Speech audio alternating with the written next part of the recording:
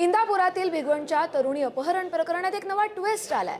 संबंधित तरुणी आणि आरोपींमध्ये महिन्याभरापासून संभाषण सुरू होतं। एका महिन्याभरापासून फोनवरती त्यांचं बोलणं होत होतं अशी माहिती पोलिसांनी दिली आहे।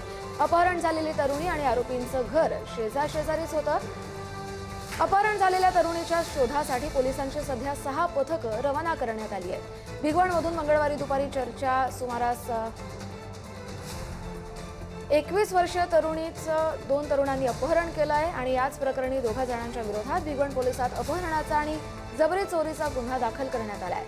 अपहरण झालेल्या मुलीचं आणि मुलाचं घर शेजारीच होतं आणि दोघांच्यात एका महिन्याभरापासून फोनवर बोलणंही सुरू होतं अशी माहिती पोलिसांनी दिली। त्यामुळे पोलिसांनी दोघांचंही फक्त एका महिन्याचे डिटेल मागवले होते, त्यात ही माहिती समोर आल्याचं कळतंय। या गुन्ह्याच्या तपासाकामी पोलिसांनी 6 पथकं रवाना केली आहेत। यात कोणताही धार्मिक तेढ निर्माण होऊ नये याची खबरदारी प्रत्येकानं घ्यावी आणि कोणत्याही प्रकारचे मोर्चे काढू नयेत असं आवाहन देखील पोलिसांनी केलं आहे। भिगवणमध्ये 21 वर्षीय मुलीचं अपहरण करण्यात आलं। त्या अपहरणाच्या ज्या ठिकाणी करण्यात आलं तेच हे ठिकाण आहे जे भिगवण बाजारपेठेमध्ये हे आनंद हॉटेलच्या पाठीमागच्या याच रस्त्यावरती काल 4 वाजता ही सगळी घटना घडली।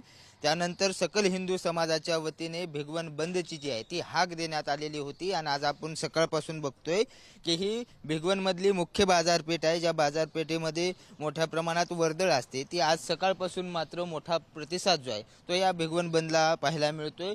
पोलिसांचा मोठा बंदोबस्त आहे। वरिष्ठ पोलिसांच्या गाड्यांचे सातत्याने राऊंड मारले जात आहेत।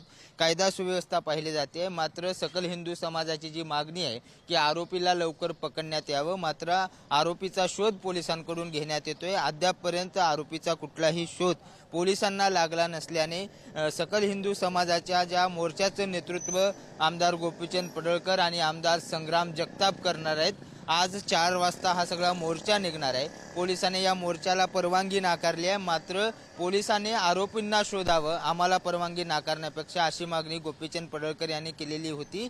आणि त्यानंतर मात्र आता पोलिसांच्या मोठ्या बंदोबस्तामध्ये भिगवण बंद असल्याचं आपल्याला पाहायला मिळतंय आणि 4 वाजता जो आहे तो जन आक्रोश मोर्चा काढून या सगळ्याचा निषेध नोंदवण्यात येत आहे।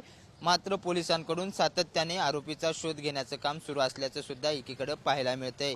व्हिडिओ जर्नलिस्ट निखिल करंदीकर सह बालाजी पोद्दार, पुढारी न्यूज, भिगवण।